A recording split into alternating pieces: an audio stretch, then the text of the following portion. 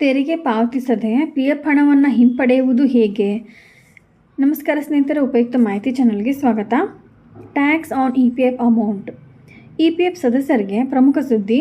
ನೌಕರರು ನಿವೃತ್ತಿಯ ಸಮಯದಲ್ಲಿ PF ಮೊತ್ತವನ್ನು ಹಿಂತೆಗೆದುಕೊಂಡರೆ ಆ ಮೊತ್ತಕ್ಕೆ ತೆರಿಗೆ ವಿಧಿಸಲಾಗುತ್ತದೆಯೇ?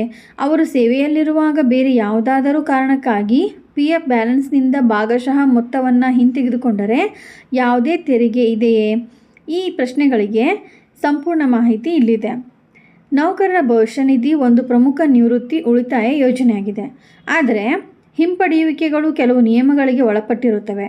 ನಿವೃತ್ತಿ, ನಿರುದ್ಯೋಗ, ವೈದ್ಯಕೀಯ ಅಗತ್ಯಗಳು, ಮದುವೆ, ಮನೆ ನಿರ್ಮಾಣ ಅಥವಾ ಖರೀದಿ ಮುಂತಾದ ತುರ್ತು ಪರಿಸ್ಥಿತಿಗಳ ಆಧಾರದ ಮೇಲೆ ನೌಕರರ ಹಣವನ್ನು ಸಂಪೂರ್ಣವಾಗಿ ಅಥವಾ ಭಾಗಶಃ ಹಿಂಪಡೆಯಬಹುದು. ಈ ಪ್ರಕ್ರಿಯೆ ತೆರಿಗೆಗೆ ಒಳಪಡುತ್ತದೆ. ಆದರೆ PF ಹಿಂಪಡೆಯುವಿಕೆಯ ಮೇಲೆ ಯಾವಾಗ ಮತ್ತು ಎಷ್ಟು ತೆರಿಗೆ ವಿಧಿಸಲಾಗುತ್ತದೆ ಎಂಬುದು ಪ್ರಶ್ನೆ. EPF ಹಣವನ್ನು ಹಿಂಪಡೆಯಲು ಕೆಲವೊಂದು ನಿಯಮಗಳಿವೆ. EPF ಸದಸ್ಯರು ನಿವೃತ್ತಿಯ ನಂತರ ತಮ್ಮ EPF ಖಾತೆಯಲ್ಲಿರುವ ಸಂಪೂರ್ಣ ಮೊತ್ತವನ್ನು ಹಿಂಪಡೆಯಬಹುದು. EPFO ನಿಗದಿಪಡಿಸಿದ ನಿವೃತ್ತಿ ವಯಸ್ಸು 55. ಒಬ್ಬ ಉದ್ಯೋಗಿ ನಿವೃತ್ತಿಗೆ 1 ವರ್ಷ ಮೊದಲು ಅಂದರೆ 54 ವರ್ಷ ತುಂಬಿದ ನಂತರ EPF ಮೊತ್ತದ 90% ಹಿಂಪಡೆಯಬಹುದು. ನಿಮ್ಮ PF ಖಾತೆಯಿಂದ ಹಣವನ್ನು ಹಿಂಪಡೆಯುವಾಗ ನೌಕರರು ಒಟ್ಟು ಮೊತ್ತದಲ್ಲಿ ಸಣ್ಣ ಕಡಿತವನ್ನು ಗಮನಿಸಿರಬಹುದು. ಇದು TDS ಕಾರಣದಿಂದಾಗಿರಬಹುದು.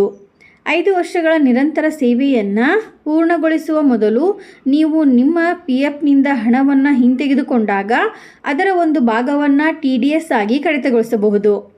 5 ವರ್ಷಗಳ ನಿರಂತರ ಸೇವೆಯನ್ನು ಪೂರ್ಣಗೊಳಿಸುವ ಮೊದಲು ನೀವು EPFನಿಂದ ಹಣವನ್ನು ಹಿಂತೆಗೆದುಕೊಂಡರೆ ಹಿಂಪಡೆಯುವ ಮೊತ್ತಕ್ಕೆ ತೆರಿಗೆ ವಿಧಿಸಲಾಗುತ್ತದೆ. ಆದರೆ ಮೊತ್ತವು ರೂ. 50,000ಕ್ಕಿಂತ ಕಡಿಮೆ ಇದ್ದರೆ TDS ಅನ್ನು ಕಡಿತಗೊಳಿಸಲಾಗುವುದಿಲ್ಲ. PF ಖಾತೆಯಿಂದ ಹಣವನ್ನು ಹಿಂಪಡೆಯುವಾಗ ಹೆಚ್ಚುವರಿ TDS ಕಡಿತಗೊಂಡಿದ್ದರೆ ಮತ್ತು ನಿಮ್ಮ ಒಟ್ಟು ಆದಾಯವು ತೆರಿಗೆ ಮಿತಿಗಿಂತ ಕಡಿಮೆ ಇದ್ದರೆ ಆದಾಯ ತೆರಿಗೆ ರಿಟರ್ನ್ ಸಲ್ಲಿಸುವಾಗ ನೀವು ಮರುಪಾವತಿಯನ್ನು ಪಡೆಯಬಹುದು. ಇದೇ ರೀತಿ ಮಾಹಿತಿಗಾಗಿ ನಮ್ಮ ಚಾನಲನ್ನು ಸಬ್ಸ್ಕ್ರೈಬ್ ಆಗಿ ಮತ್ತು ಶೇರ್ ಮಾಡಿ. ಧನ್ಯವಾದಗಳು.